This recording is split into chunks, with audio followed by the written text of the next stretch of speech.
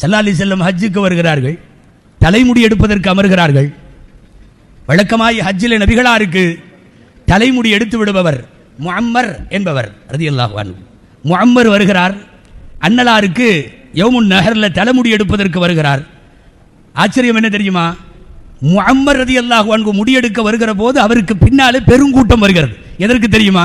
நீங்க முடியை எடுத்துட்டா கீழே மட்டும் போட்டுறாதீங்க, நாங்க பக்கத்திலேயே நிக்கிறோம், எங்க கையில கொடுத்துருங்க அப்படின்னு சொல்லி ஒரு பெருங்கூட்டம். முஅம்மர் வலது பக்க தலை முழுக்க வலித்து எடுத்தார். ஸல்லல்லாஹு அலைஹி வஸல்லம் சொன்னாங்க, அதை கொண்டார். நாயகம் ஸல்லல்லாஹு அலைஹி வஸல்லம் வாங்கிட்டு அபூ தல்ஹாவை கூப்பிட்டு, இதோ இதை வைத்துக்கொள், உனக்கு தெரிஞ்சவங்களுக்கெல்லாம் பங்கு பிரித்து கொடு.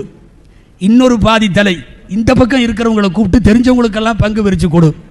இந்த உலகத்தில் அன்னலாரினுடைய அன்பு காதலை கொச்சைப்படுத்துவோரை பார்த்து நாங்கள் கேட்கிறோம், நாயகம் காவாயில போட வேண்டியது தானே, எதற்கு கூப்பிட்டு அங்கே கொடுத்தார்கள்?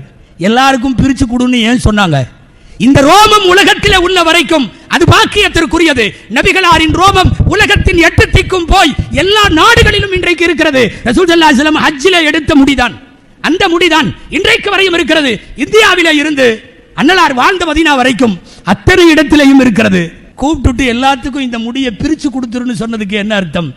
நபிகளாரின் ரஹ்மத்தும் பரக்கத்தும் காலம் உள்ளளவு நினைத்திருக்கும்.